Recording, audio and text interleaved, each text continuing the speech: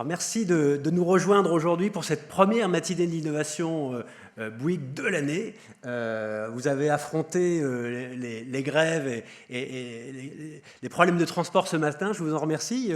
Le restant de la troupe est à distance puisque notre Teams a également démarré à distance.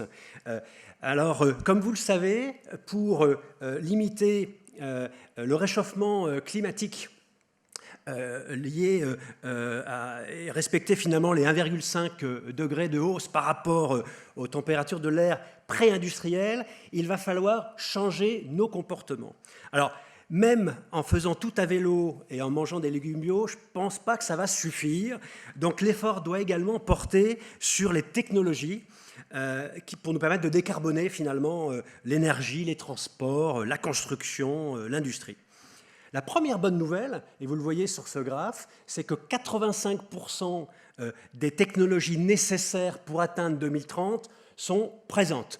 Donc l'enjeu pour ces technologies, c'est de les développer, de les diffuser, de passer à l'échelle. On reviendra sur la deuxième partie du graphe avec les 46% qui sont nécessaires pour atteindre 2050. La seconde bonne nouvelle, c'est que 2022 a été historique. Pourquoi elle a été historique? Pour la première fois en 2022, les investissements dans la transition a dépassé les 1 000 milliards de dollars. Vous voyez l'accroissement de la courbe qui est extrêmement forte en 2022. La deuxième bonne nouvelle, c'est que pour la première fois en 2022, les investissements dans le renouvelable sont égaux, voire légèrement supérieurs à celui du fossile, même si vous voyez que le fossile s'est un peu réveillé avec la guerre en Ukraine et ont augmenté également. La troisième bonne nouvelle, c'est que la puissance installée en éolien onshore a dépassé le terawatt. Je vous rappelle que l'énergie des centrales nucléaires françaises, c'est 61 gigawatts. Donc vous imaginez 1 terawatt d'éolien onshore. Et également, 10% de la totalité de l'énergie générée sur la planète a été éolien et solaire en 2022. Et puis, une dernière bonne nouvelle pour la route, une étude américaine qui a été diffusée fin janvier, les derniers jours de janvier, montre que sur les 210 centrales à charbon des États-Unis, 209 sont moins chères, seraient moins chères si on utilisait du solaire et de l'éolien. Et donc, comme les Américains sont assez pragmatiques, c'est plutôt ce qui est moins cher qui va fonctionner. Donc, on voit qu'on a quand même des raisons d'espérer avec des vraies bonnes nouvelles sur 2022, et ça, moi, ça me fait plaisir. Maintenant, déployer des technologies existantes, ça va marcher pour 2030. Pour 2050, il va bien falloir aller chercher d'autres technologies, faire des prototypes, des démonstrations et des early adopters sur d'autres technologies. C'est pourquoi nous avons choisi de proposer ce thème ce matin à cette matinée d'innovation en utilisant finalement les partenariats, parce que je pense qu'on ne fait rien tout seul. Donc c'est véritablement avec l'écosystème que l'on peut progresser dans ces domaines, et notamment nous avec le CEA, et on a quelques intervenants qui sont issus également de Raise. Et donc pour commencer cette matinée, on a le plaisir d'accueillir ce matin Julie Galland, qui a été nommée en janvier 2023, donc il y a quelques jours, à 39 ans, s'il vous plaît, directrice de la recherche technologique du CEA, à la tête de 4500 chercheurs. Elle est diplômée de l'école polytechnique, ingénieure en chef des mines, titulaire d'un doctorat, j'ai toujours des doctorats de physique, et elle a exercé plusieurs fonctions au sein de l'État. Et elle succède à 2 personnes éminentes que l'on apprécie beaucoup dans le groupe Bouygues, qui sont Stéphane Sibert et Jean Terme. Jean Terme étant un des piliers de la route solaire initialement. Julie, c'est à vous.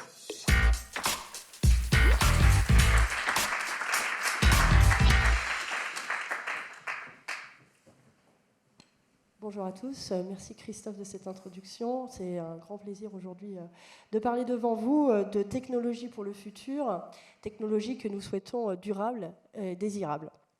Donc, tout d'abord, effectivement, nous, au CEA, nous concevons des technologies et effectivement, nous souhaitons qu'elles puissent apporter des solutions pour nos concitoyens. Et quand on parle de futur durable et désirable, il faut peut-être poser d'abord les enjeux. Alors, quels sont les enjeux ? En 2050, c'est-à-dire lorsque les enfants qui sont aujourd'hui dans les crèches seront adultes comme nous serons 10 milliards d'humains sur Terre, avec une transition démographique qui, selon les experts, seront en train de s'achever. Et donc, il faudra nourrir et soigner ces 10 milliards d'humains avec, on l'espère, un niveau de vie décent, ce qui est encore un challenge pour la plupart de pays en voie de développement, et puis, bien sûr, dans un monde en paix. Néanmoins, pour apporter à cette humanité les besoins à laquelle elle s'aspire, il faut produire. Or, on le voit, la production, l'activité économique humaine depuis l'ère industrielle, du fait qu'elle utilise énormément d'énergie basée sur les énergies fossiles, eh bien, a un impact non négligeable sur le climat et donc apporte éventuellement des changements radicaux qui vont poser, vous le savez, des risques, en tout cas de fortes incertitudes sur nos écosystèmes. Si on ne fait rien, donc, les climatologues prédisent une augmentation de 4 degrés, sur lequel on aurait des conséquences, selon eux, assez importantes. Si on met en œuvre les politiques publiques actuelles, on réussirait à tenir les 2,5 degrés, mais ça a encore des conséquences.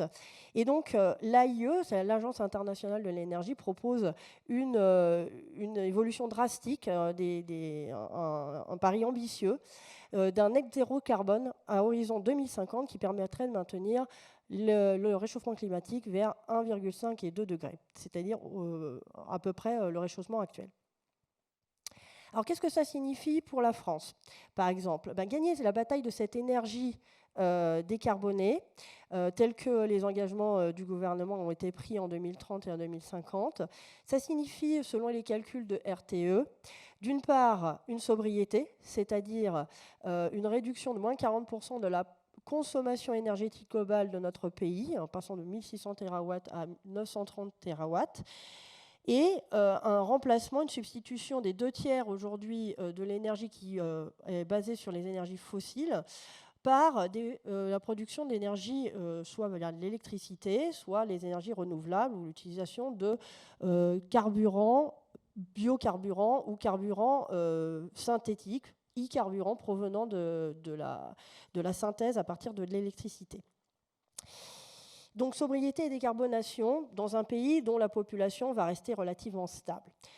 Au niveau du monde, alors le pari est encore plus ambitieux parce que, contrairement à la France qui a fait un pari depuis les années 70 d'une énergie électrique très décarbonée, avec un pari basé sur le nucléaire et l'hydraulique, la plupart des pays utilisent encore les énergies fossiles, y compris pour produire de l'électricité. Ça signifie donc, globalement, selon l'AIE, un scénario net zéro carbone en 2050, d'une part, un basculement extrêmement violent entre l'utilisation d'énergies fossiles et des énergies alternatives renouvelables qui sont, qu'il va falloir vraiment, enfin, vous voyez là, multiplier par 5. Et également le basculement d'un certain nombre de secteurs, consommateurs d'énergie, l'industrie, le transport, les bâtiments, vers ces énergies décarbonées. Et ceci dans un contexte de sobriété, moins 25% de consommation énergétique pour plus 25% de population. Ça signifie donc également améliorer l'efficacité de tous nos procédés en termes de consommation énergétique. Et c'est là où on voit intervenir, bien sûr, toute la notion de technologie au travers de l'ensemble des secteurs pour améliorer tous les process et les rendre beaucoup plus efficaces en énergie. Ça signifie au niveau de la production, selon donc, les estimations de l'AIE, un doublement de la production électrique, avec, vous le voyez, un changement total du mixte, multiplié par 25 la production d'énergie solaire, par 13 la production d'énergie éolienne. Et multiplié juste par 2 et par le nucléaire et l'hydrolien, puisqu'on est sur des consommations, enfin on est sur des énergies quand même limitées. Ça nécessite aussi de repenser le système énergétique. Aujourd'hui, quand vous considérez par exemple le système énergétique français, et là vous le voyez, c'est un petit schéma que le CEA a imaginé, au départ le système énergétique français, ou le réseau électrique français, est basé sur des productions très centralisées, très massives, qui distribuent un réseau et qui alimentent nos foyers. Ici, en intégrant comme source de production des énergies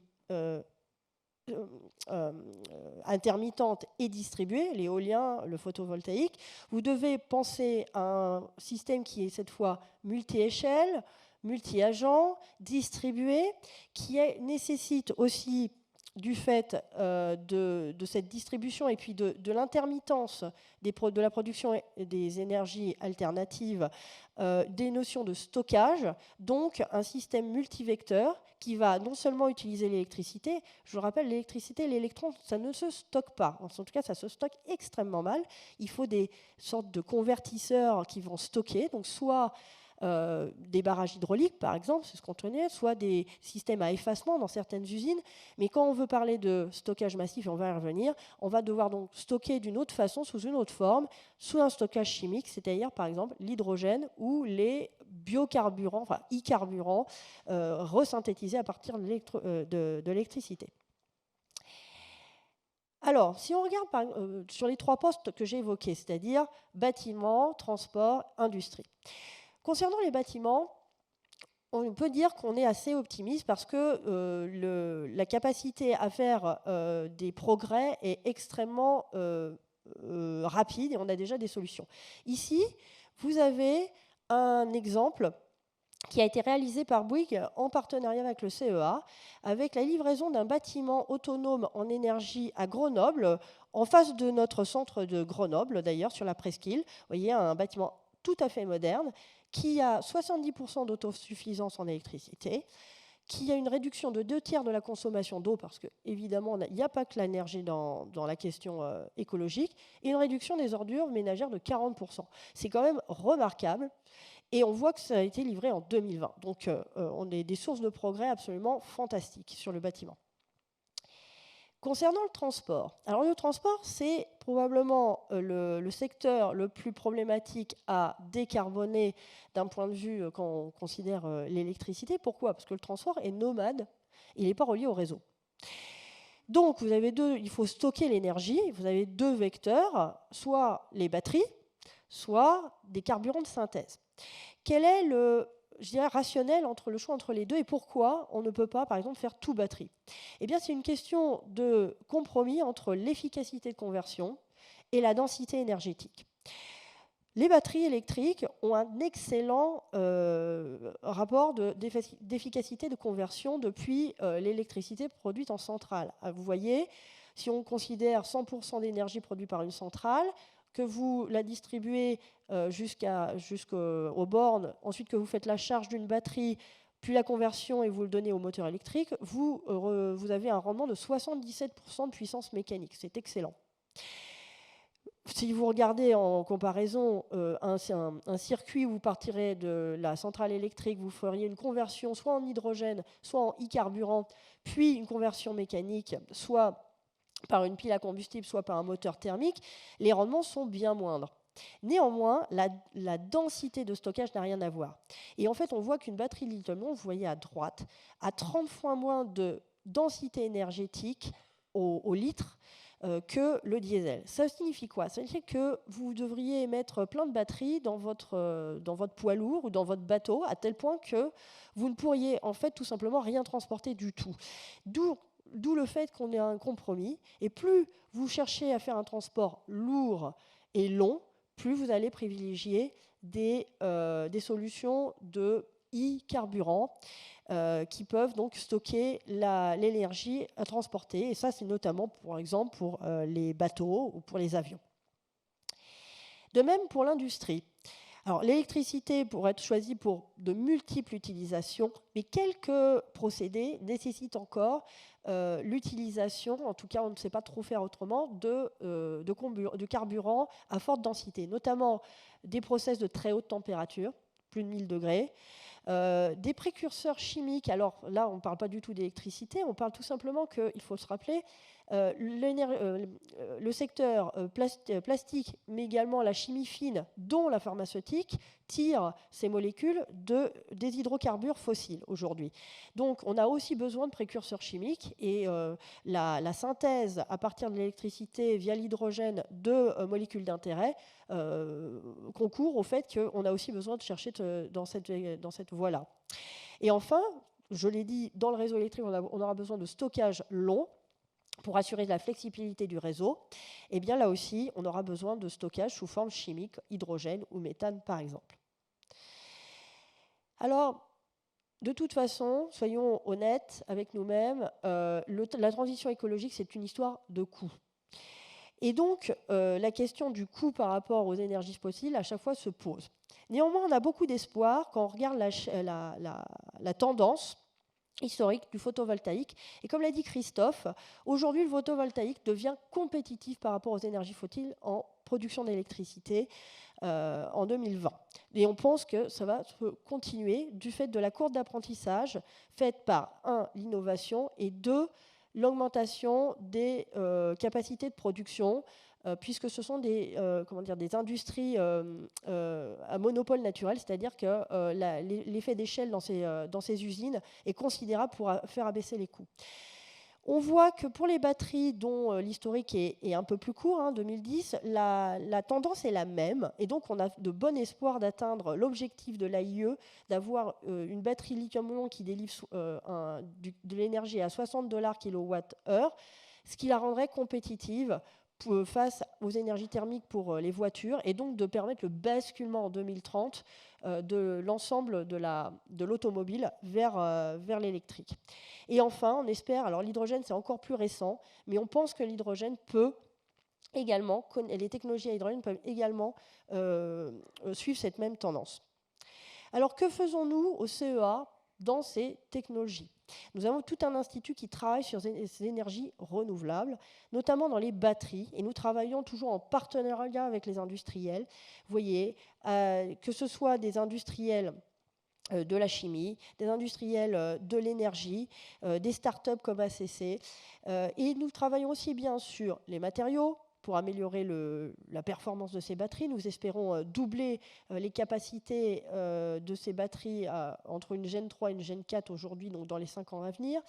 Nous travaillons sur leur packaging, sur leur conception, sur leur architecture pour pouvoir les rendre plus performantes, qu'elles soient améliorer le cycle de charge, améliorer le cycle de vie sur les systèmes, et nous travaillons également sur leur recyclage, car nous le verrons, il y a une question derrière d'enjeux de matériaux.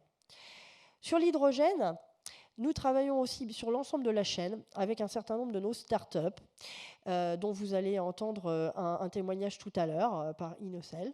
Donc aussi bien sur la production par électrolyse, sur le transport et la distribution et le stockage, sur la conversion en e-carburant, comme je mentionnais, ou la conversion en électricité. Et toujours avec de grands partenaires industriels comme nos startups. Il ne faut pas oublier non plus un point important, et là c'est notre institut de microélectronique qui y travaille, c'est que dans l'automobile ou dans les systèmes, j'en ai parlé, la conversion est essentielle, et donc l'électronique de puissance est absolument indispensable, et l'amélioration de l'électronique de puissance a fait un bond considérable les 10 dernières années et continue de progresser, avec comme objectif plus de performance, et un moindre coût. Et là, nous choisissons une option d'autonomie totale de l'Europe avec de grands partenaires, depuis le substrat avec Soitec, en passant par les composants avec ST et Murata, et on travaille également avec les équipementiers et les constructeurs sur les power modules et les chargeurs. J'y viens maintenant. Quelle est la contrepartie de ces technologies, nouvelles technologies pour l'énergie ? Eh bien, c'est l'enjeu des matériaux. Vous le voyez sur ce graphique, comparé en bas aux technologies conventionnelles aujourd'hui et aux voitures conventionnelles, vous avez une explosion de l'utilisation des matériaux critiques, cuivre, manganèse, zinc, lithium, cobalt, etc., etc., etc.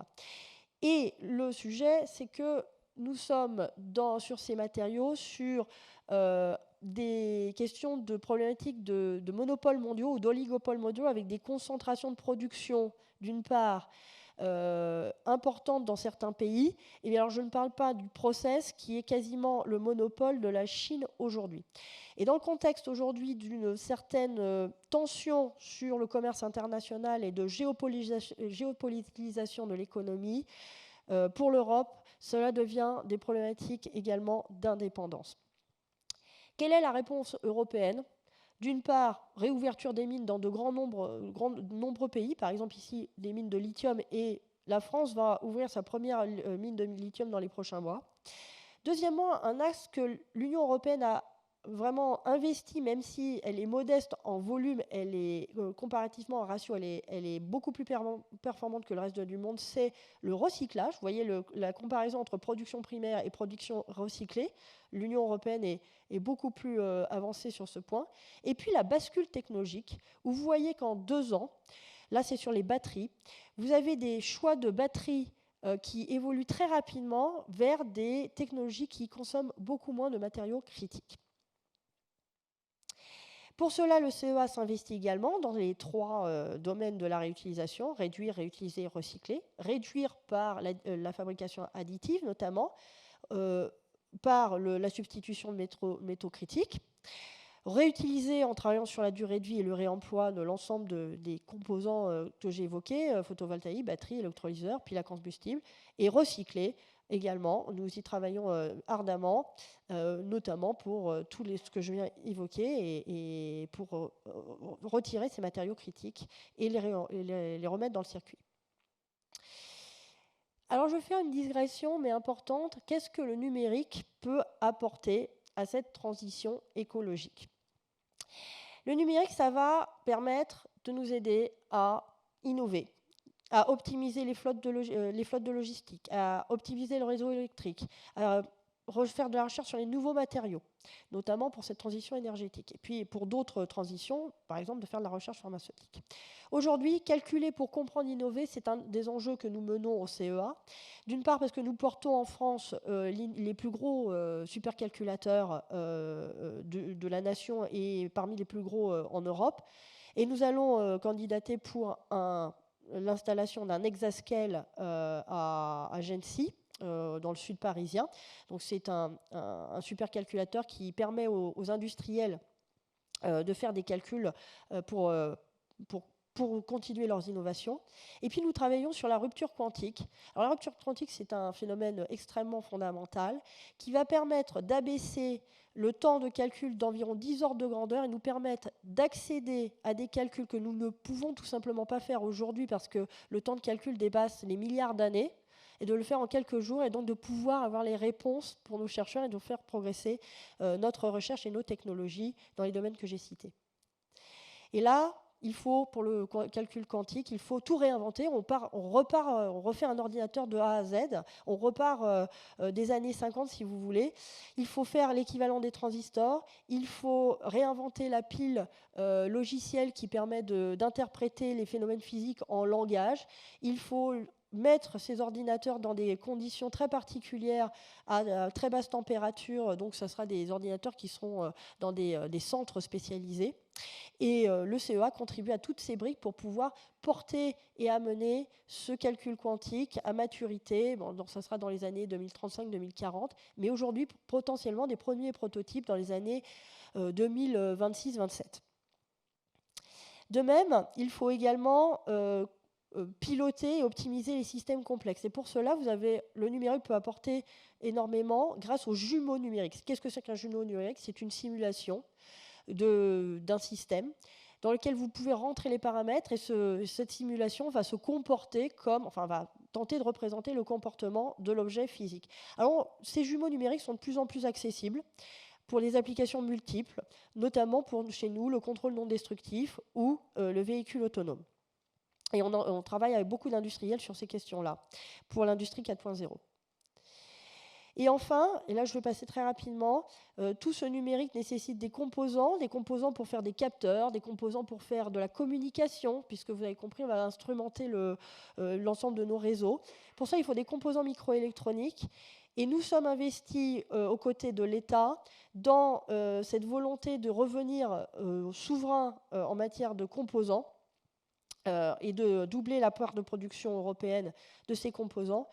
Et tandis qu'un certain nombre de nos partenaires vont construire des méga-fabs, et notamment celle de Crolles, pour lequel je sais qu'Equans travaille, eh bien nous allons préparer les technologies du futur pour fournir les capteurs pour les objets connectés, l'industriel, l'automobile, la 5G, la 6G, la sécurité des communications, qui feront que nous pourrons instrumenter et concourir à cette transition énergétique.